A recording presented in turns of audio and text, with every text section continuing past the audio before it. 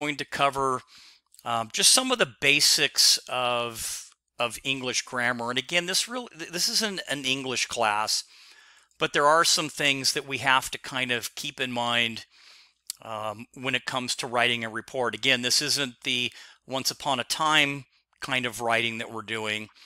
And of course, you're going to write to the style of your agency, and you'll have a whole, during your training process, if you continue on in law enforcement's where you want to go, you'll probably ride with 2 or 3, maybe even 4 different training officers, and they're all going to have a different kind of slant to how they write.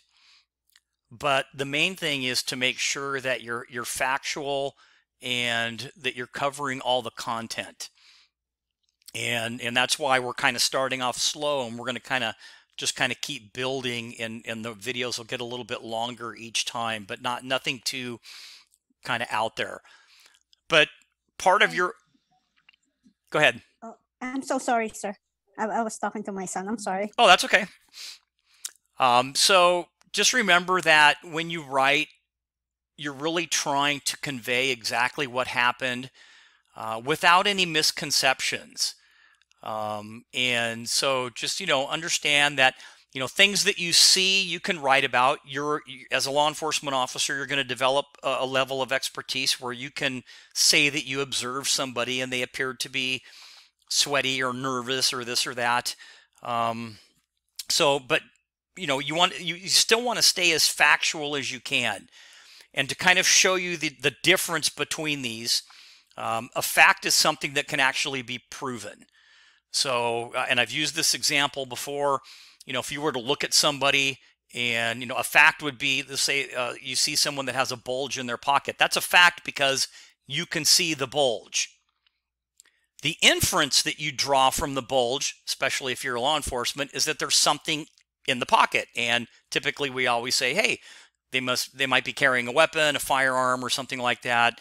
And then you can be opinionated and say, hey, you know what? I like his jacket. That's actually pretty cool. That's more of an opinion. But you want to stay more towards the facts as much as possible when you're reporting. And this is probably a good picture for the difference between fact and inference. So, and I'm not like a real super animal person, so I'm going to go, I think it's a fox if I'm going to guess, or a super skinny coyote, but I'm going to go back. I think it's a fox. But what's the inference here?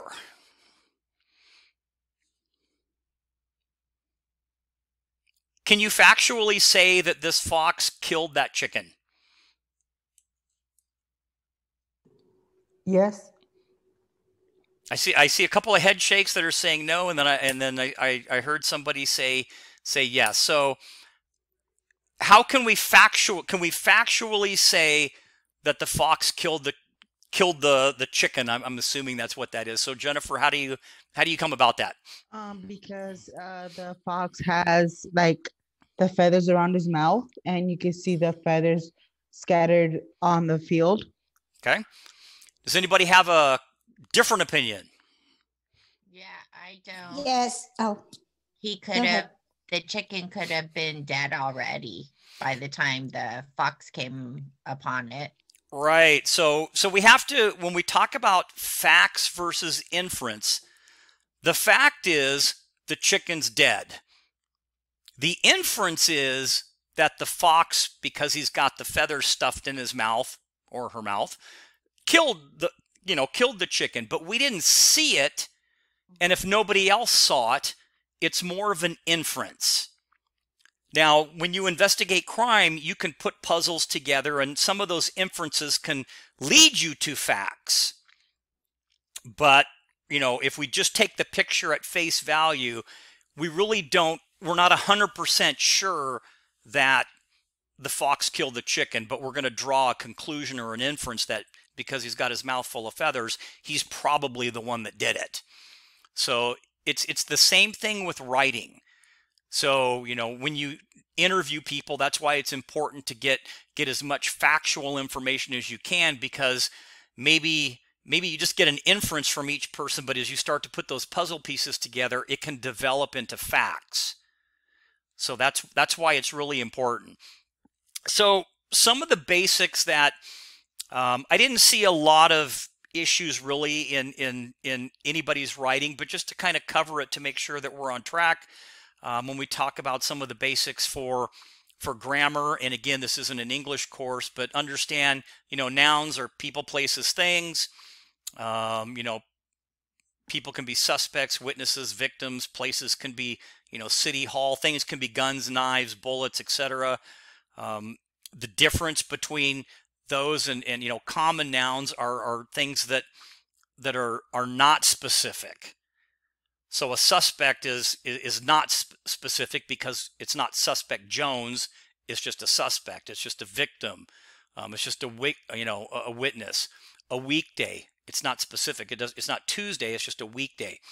So start kind of looking at how you're writing and how it sounds. And one thing that I used to do that I think I told you guys is that I would typically read my stuff out loud. If I wasn't sure it felt right when I wrote it, I would read it to myself out loud and kind of listen to it in my head and make sure that, things kind of fell into place. Proper nouns are those things that are very specific. Officer Jones or Commander Morrison or Mount San Jacinto Community College. Those are proper nouns because they're very specific. So again, just kind of covering some of the basics. Pronouns, these are words that are basically, they're kind of substitute for a noun. And typically it's like I or who. Remember to write in first person. Okay, so, my partner and I, or I found the gun, or I did this. You don't want to say this officer. You always want to, you want to use, you want to be in first person. Verbs, those are words that basically express action or a state of being. So hit, strike, punch, bite, throw. The examples here, the burglar crept by the window. Well, crept is the kind of the action there. The driver appeared to be intoxicated. Appeared would be the express, kind of the, the state of being. Remember your verb tense. I did see a little bit of this in some of the writing. Most reports cover situations that have already occurred. So make sure that you're writing in the proper tense. So if a burglary already occurred, you don't want to write in present tense because the crime already happened. So just kind of keep that in mind. So here's kind of an example. So the proper verb tense for this: I entered the residence and discovered the suspect had beaten Mrs. Smith, the victim, who was unconscious. The incorrect would be same thing, but you get to the bottom, it says who is unconscious. So is that present tense, and it already happened. She already got beat up. So does that kind of make sense to everybody? So just watch your verb tense on certain things. Reread your sentences a little bit. Keep in mind, when you're writing a sentence, don't make your sentences too long. Typically, a sentence has a subject and a predicate, and I'm not going to go into super detail because it's not an English class. I'm just kind of giving you a reminder. Keep your sentences. One sentence shouldn't be like 4 sentences in length. So just be careful that you're not just kind of having a run-on sentence and you just keep kind of going and going and going. Don't be afraid to make a statement, a sentence, and then stop and then start a new sentence. That's okay. So just kind of understand that. So, sentences typically have 2 parts, a subject and a predicate. And there's a couple of different examples there for you to look at. So punctuation is another thing just to kind of keep an eye on when you write. Remember that you want to capture the moment. Be careful with your exclamation points. Not everything has to have one. So just, kind of keep that in mind. Commas, periods, question marks, quotes, exclamation points, they're all, you're going to use these, but don't go crazy. Periods are at typically at the the end of sentences or the end of a statement. Watch your abbreviations, because I did see a few abbreviations in there. So remember to spell things out. Don't abbreviate. And here's a couple of examples for periods. Question marks, they're pretty simple when you're asking a question, more of kind of an interrogative type thing. Do you understand your rights? Did you kill your neighbor? Those are all questions. Direct quotes and questions. If again, not an English class, but just kind of a couple of examples on where you put the question mark. So we go back here. When using direct quotations, the question mark will typically go inside the quote marks, and the question mark will go outside the quote marks when the entire sentence poses a question. So here's some kind of examples that you can look at. These aren't really big deals, but they're just little cleanup things that you can kind of start to look at now. Again, exclamation points, just be kind of careful. Don't use them in every sentence. But they're valid in especially if a witness, screams something out or says something out really loud or something. There really are two kinds of writers when it comes to comma use. There are those that, and this is totally true, there's those that use way too many and those that don't use enough. So just, again, watch your run-on sentences, kind of strike a balance with your commas. And again, it's something that, I'm not going to mark you down for, because, again, this isn't a literature class or something like that, but you don't want to just extend your sentences too long by the use of commas. And remember, don't be too wordy, but make sure you get all the facts in there. So typically commas are to clarify a relationship within a sentence, for things like lists or some type of introductory thing. An example here: the burglar stole a DVD player, television, clock, radio, and my watch. So again, just don't go overboard. What I see a lot of is that a student will have let's say they write this sentence and it sounds great, but they'll add one more comma in and they'll try to put some more information in here, and it kind of bleeds into what would be another sentence. So, just make your statement in your sentence and stop, and then write another one. Don't try to add everything in just one sentence. And if you're not using headings, please start to use those, because that will help you. That'll help you kind of break those things up. And then finally, again, this is kind of a shorter chapter, but I wanted to spend a couple minutes talking about some words that are typically misused. And I saw a little bit of this, not too bad, but remember that if you use the wrong word, it can confuse the reader, but it can also be kind of brought up in court if you really don't know, what word you're using. So words that get mixed up all the time would be advise and advice. So advice is a noun, advise is a verb. And I give you a couple of examples there. Just know, which one is appropriate for which situation. So Mr. Lawrence followed Officer Smith's advice. And the second one, Officer Smith advised Mr. Jones of his Miranda rights. So know the difference between those two words. And these are typically ones that a lot of officers, when they first start to write, they mess up. Here are the two that everybody typically kind of messes up. And sometimes, even writers get confused. Affect, like affect, and effect. So the affect is a verb and it means to influence. Effect is a noun which means the result. So how did the burglary affect your family? What is the effect of this speeding ticket regarding my license? So those are words that typically get mixed up all the time. So just again, these are common ones. Among and between, and again, Among relates to many things. Between relates to two. Between two things. So just kind of, know that when you're writing. Examples I put, Mr. Johnson was among the victims, not between them, among them. And then here, the unidentified robbery suspect stood between Mr. Roberts and Mrs. Davis. So you can see the difference between among and between. As and like, as is kind of a subordinating conjunction and introduces a clause. Like is more of a preposition.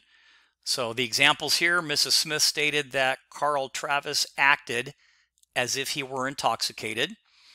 And then the other one, Mrs. Smith stated that the robbery suspect looked like a white male. So again, we're just kind of cleaning up our language and making sure we're using the right words. Bad and badly. Bad is an adjective, badly is an adverb. So keep those in mind. Illicit and illicit. Again, another one that officers tend to kind of mix up. Illicit is a verb that means to draw out, like elicit information or elicit a statement. Illicit is something that's illegal. So again, just kind of covering some of those. Good and well. I used to get corrected on these all the time. My wife's sister is an English teacher, and I would always mix up good and well. And every time I said it, she would correct me, and it used to drive me crazy. But good is generally an adjective, well is generally an adverb. So, example here, Mrs. Smith stated that, he thought it was a good idea to kill his wife, and that's just an example. So that's probably not a good one to use, but it was not planned well. So again, there's just a couple of examples, the difference between good and well. Hang, hanged, hanging, and hung. Officers, same thing. They kind of get mixed up on this. Just remember, hung should be used when referencing like objects. When I entered the residence, I discovered the body of Mr. Jones hanging from the balcony, not hung. The evidence indicated that Mr. Jones hanged himself. So again, a little bit of cleanup. The apartment appeared to be clean except for the bedroom where the curtains were found on the floor that once hung over the window. So some examples to kind of use for that. Imply and infer. Imply means to suggest, infer means to draw a conclusion. And that's short for like inference, which is kind of drawing a conclusion. Lay and lie. Lay means to put something down. Lie means to basically incline. So we kind of know the difference between that. Couple left and we'll be done. Principle and principal. I used to mess these up too all the time. Principal, the first principal, if you want to do that, refers to the head of a school, and principle is kind of a belief or a truth or something similar like moral integrity, your principle. Same thing with prove, proved, and proven. So I'm not going to spend too much time. These sometimes get people, the there, and there. There shows possession, the THE. The other there, ERE, is an adverb typically used to indicate a place, and the other there is a contraction of they and are. So just kind of keep that in mind. Also, when you write, be careful of using too many contractions. Sometimes it's not always good to say the word don't when it would sound better if you said, do not. Or something similar. So just kind of watch the level or the usage of contractions in your report. Again, you're not trying to, you don't want to appear to look lazy and put everything in a contraction. Sometimes it's okay, but spelling it out is actually not a bad idea.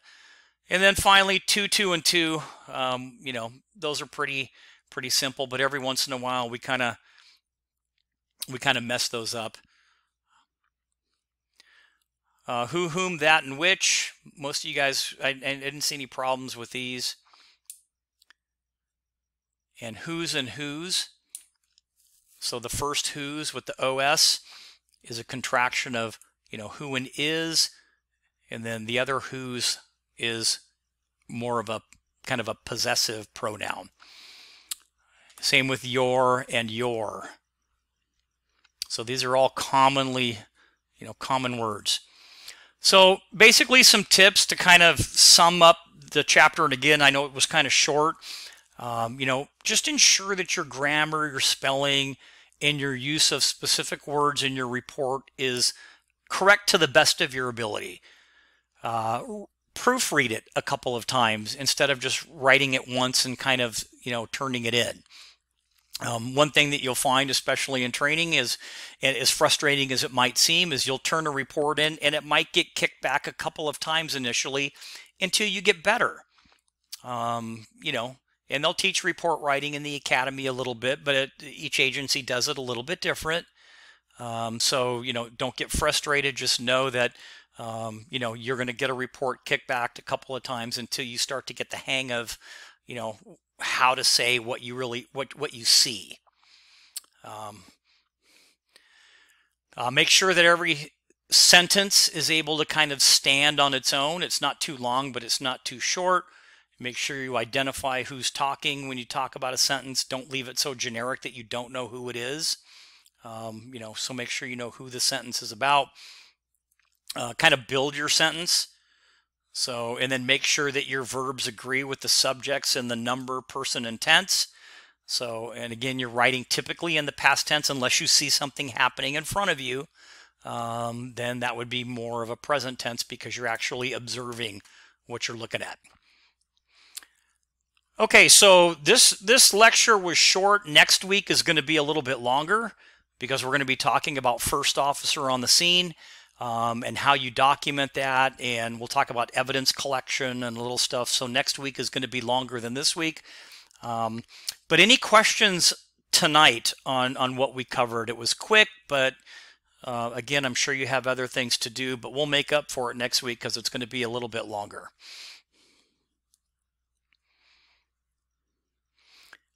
Everybody's like, no, I just want to go. No questions, sir. Hey, I know you guys. I know you got other things to do. It's fine. Okay, so again, next week will be a little bit longer. If you have issues with your report, I'll be online. I'll have office hours tomorrow if you want to pop in. Or email me. I'm usually pretty good about getting back to folks on email, so I'll respond back to you. Now's the time, since we're kind of on our fourth report, we're going to start to step up our game a little bit. So I'm looking for more content, the flow to be a little bit better. Don't panic. You guys are doing fine, but I also don't want you to just kind of be lazy, and not that you are, but don't just kind of go through the motions and say, I sort of know what it is, and then just submit it. Try hard and put information in there and be factual, and again, we'll start to kind of move forward as we go throughout the semester. Professor, I have a question on the entry in law enforcement assignment. Mm-hmm. Does that have to be? It can be from any county. Absolutely. Okay. Great. Yeah, and I know that you can do it via Zoom. If people don't want to meet you somewhere, I totally get that. You can do it over the phone if you have to. I don't like that, but I mean, we're kind of in a time right now where you just may have to do that. And with the interview, even if you don't want to write it, you can record it. So if you want a Zoom call with somebody and you want to record it and ask the questions and do like an interview that way, you can do that as well. Just make sure when you upload it or something that I can get to the link, and be able to view it. That's all. So go ahead. Can it be like a school resource officer? Yeah, that's fine. Okay. Yeah, I'm gonna, I'll keep it as broad as possible because I know that, sometimes it's hard to get a hold of folks kind of, and if you're having a problem, let me know. Make sure that you've taken the time to look at that assignment and also look at your final written assignment. Don't just wait till like 2 weeks before. At least look at it now so you know what it is. And you can start preparing. If you're one of those folks that can procrastinate and still do well, hey, that's great. But if you're not, if you're kind of like me, I don't roll that way. I kind of just do a little bit at a time. Then at least look and know what you're up against. Any other questions for the good of the order? I have a question. Yes, ma'am. So is it 4 papers altogether that we're turning in? The evidence report, the incident report, our actual original report, and a follow-up? Because I noticed earlier when you're showing us one of your other students, it was a follow-up report. Well, that one was a follow-up. So this week is, you're going to need for sure, you're going to need the face page, the crime face page, because you're going to need to put you're going to need to identify your, here, I'll go here. You're going to have a victim. So you need that first page. Okay. You're going to need an evidence page because there's something that's stolen, the VCR, and that has to be documented on the evidence page. And you're going to need a narrative. All I'm saying is that you can use, remember the forms that I showed you when I went to the forms, that forms page. That one form has all 4 pages in it. So you can still use that one. You just won't fill out all of the pages on it. Does that make sense? So like if we go here, yeah. So I'll kind of show, I just don't want anybody to be mistaken. So this first one that says full report, it's got all of the pages. It's got the first page that you're going to need. You probably won't need the second page because there's no, unless you want to create a witness and you want to add something in, which you can, but you don't have to. The third page is property, any vehicles involved or drugs. But you're going to need the fourth page that's the evidence page. So, and if you don't want to use this, you can use the separate pages. This one just happens to have all of them in one document, which sometimes makes it easier. So did I answer your question? Yes, absolutely. Thank you for showing me again. Okay, I just want to make sure. No problem. Thank you. Anybody else? All right, so just keep in mind that next week will be longer, so drink some coffee or have what are those nasty drinks that you guys drink? Like a Monster drink. There you go. Okay, I was trying to think of it. A Monster drink, a Bang, or whatever those things are that'll kill you. So I'll be online tomorrow for office hours. If you need anything else, feel free to pop in. Otherwise, hang on, don't go anywhere yet. Let me do this so I can make sure that I take roll properly. So it's easier to take a picture of the participant thing off to the side. So don't go anywhere yet. Make sure I scroll all the way down and get everybody in here. So I don't. All right. Okay, that'll do it then. You guys are good to go. All right. Good night. Okay. Good night, everybody. Thank you. All right. Thank you. We'll see you. Real quick question. Yes, sir. Did you get me again? I was a little late. Again. I got you. Perfect. Thank you. I just want to make sure. Okay, you bet. All right. Have a good night. Bye. All right. See you guys. Hi, Farrar. Good night.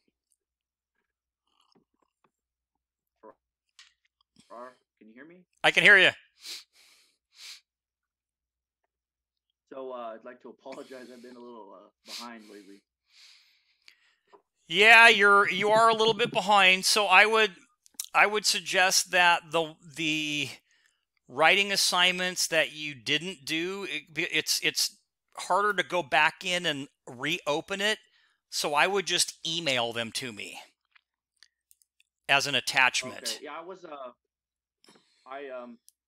I don't have an excuse or anything. I just have a lot going on with work and stuff. So and it's just my fault for not getting on top of it and getting my work done. So